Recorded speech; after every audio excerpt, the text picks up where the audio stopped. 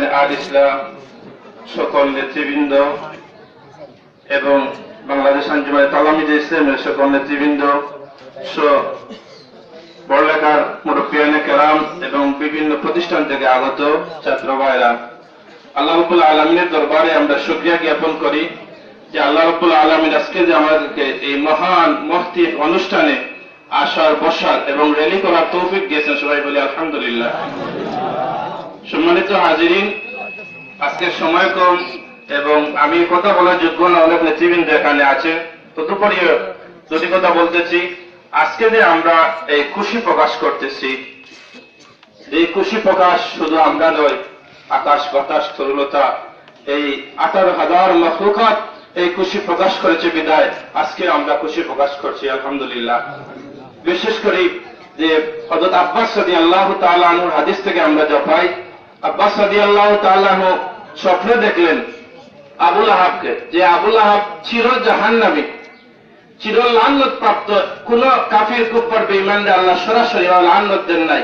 কেন? যখন নবী করিম সাল্লাল্লাহু আলাইহি সাল্লাম কুরাইশ বংশকে ডেকে ইসলামের দাওয়াত শুরু করছিলেন, এই নাফরমান তখন প্রথম বলেছিল তাব্বাল্লাকা ইয়া মুহাম্মদ, ও মুহাম্মদ ধ্বংস হও, নাউযুবিল্লাহি মিন যালিক। সাথে সাথে আল্লাহ রাব্বুল আলামিন বলেছিলেন তাব্বাত ইয়াদা আবি লাহাবিন ওয়া তাব, ও আবু লাহাব তুমি ধ্বংস হও, তোমার পরিবার পরিজন সবকিছু ধ্বংস হোক। যাই হোক, এই আবু লাহাবের মতো ব্যক্তি চির জাহান্নামী, চির লানতপ্রাপ্ত, তাকে যদি আল্লাহ রাব্বুল আলামিন আব্বাস রাদিয়াল্লাহু তাআলা স্বপ্ন দেখতেছেন, ও আবু লাহাব তুমি আল্লাহর হাবিবের সাথে এত বেয়াদবি করেছো, অনেক কষ্ট দিয়েছো, তোমার সাথে আল্লাহ কি ব্যবহার করেছেন? আবু লাহাব জবাব দেয় স্বপ্নের মাধ্যমে যে আমি এই অপরাধীর কারণে আমার উপর খুব বেশি শাস্তি হচ্ছে, কিন্তু একটি দিন ইয়াউমুল ইসনাইন, সোমবার দিনে আল্লাহ রাব্বুল আলামিন আমাকে তাখফিফ করে সহজ করে দেন এবং আমার এই যে আঙ্গুল দিয়ে আমার বান্দিকে আমি আযাদ করেছিলাম, এই আমার বাতিজা মুহাম্মদ জন্ম হয়েছিল খুশি হয়ে, এই কারণে আল্লাহ রাব্বুল আলামিন এই আঙ্গুলের মধ্যে আমাকে বেহেশত থেকে খাবার দেন, আমি চুষে চুষে আমার কলিজা ঠান্ডা করি। সুবহানাল্লাহ। আল্লামা জালালউদ্দিন সুয়ুতী রাহমাতুল্লাহ আলাইহি এই হাদিসের আলোচনা তার কিতাবের মধ্যে উল্লেখ করেন যে কাফির কুফার বেঈমান আবু লাহাব যদি এই খুশি প্রকাশ কারণে এত সৌভাগ্যবান হতে পারে, তাহলে আমরা হইলাম উম্মতে মুহাম্মাদী, নবী মুহাম্মদুর রাসূলুল্লাহ সাল্লাল্লাহু আলাইহি সাল্লামের উম্মত।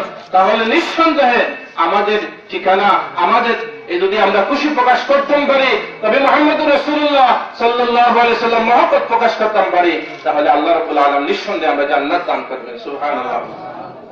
এই হাদিসকে প্রেক্ষাপট করে আল্লামা ইবনে নাসিরউদ্দিন আদ-দামেশকি রাহমাতুল্লাহ আলাইহি বলেন, ইযা কানা হাযা কাফিরান দা'a যানবুহু বিতাব্বাত ইয়াদাহু ফিল জাহিম মুখাল্লাদা আতা আন্নাহু ফি ইয়াউমিল ইসনাইন দাইমান ইউখাফফাফু আনহু লিস-সুরুরি ফি আহমাদা ফাবাযযান্নু বিল আবদিল্লাযী তুলা উমরিহি বি আহমাদা মাসউদান ওয়া মাতা মুওয়াহহিদা। তিনি বলতে চাইছেন মোট কথা হইল যে ফাবাযযান্নু বিল আবদিল্লাযী তুলা উমরিহি, ও উম্মতে মুহাম্মাদী তোমরা একটাবার চিন্তা করো, আবু লাহাবের মতো ব্যক্তি যদি এত কিছু পাইল, তাহলে আমরা হইলাম উম্মতে মুহাম্মাদী, নবী মুহাম্মদুর রাসূলুল্লাহ সাল্লাল্লাহু আলাইহি সাল্লামকে বিশ্বাস করছি।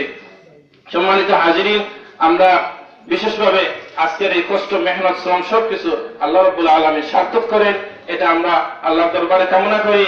আর আমি বিশেষ করে আপনাদের দোয়ার বদৌলতে আমি সৌভাগ্য হয়েছিল মিশরে, আমি দীর্ঘদিন ছিলাম, আলাদা বিশ্ববিদ্যালয়ে আমি 4 বছর ছিলাম। আমার চোখের দেখা, আমরা তো এখানে যারা উপস্থিত হয়েছি, র্যালি দিয়েছি, বেশিরভাগ তো আমরা এলাম মাদ্রাসা পড়ুয়া ছাত্র মেসাব, কিন্তু নিঃসন্দেহে লাশাক্কা ওয়ালা রাইবা আবাল বৃদ্ধ সব ধরনের সব শ্রেণীর ছোট বড় এই মিলাদুন নবী র্যালি, তাদের র্যালি সরকারিভাবে প্রতিষ্ঠিত এবং এমন বড় র্যালি আমার চোখকে আমি কোনোদিন দেখিনি। এত বড় বড় র্যালি দেখেছি এবং ইমাম হোসেন রাদিয়াল্লাহু তাআলার মসজিদে তাদের শেষ জমায়েত হয়, সেখানে সরকারিভাবে এটা প্রতিষ্ঠিত হয়। নিঃসন্দেহে এটা আমাদের ইমানি দাবি, ইমানি কর্তব্য, আমরা র্যালি করব, মিলাদুন নবী পালন করব। আর আমাদের যারা বিরোধিতা করে, আমাদের বড় সাহেব এবার সালের রিসালাতে বলেছিলেন, আমাদের সাথে বিরোধিতা না করে দুঃখী দুর্দশা অভাব এতিমদের সাথে যে সময় কাটা ভালো হবে। আমিও মনে করি সেই কথাটা যে এই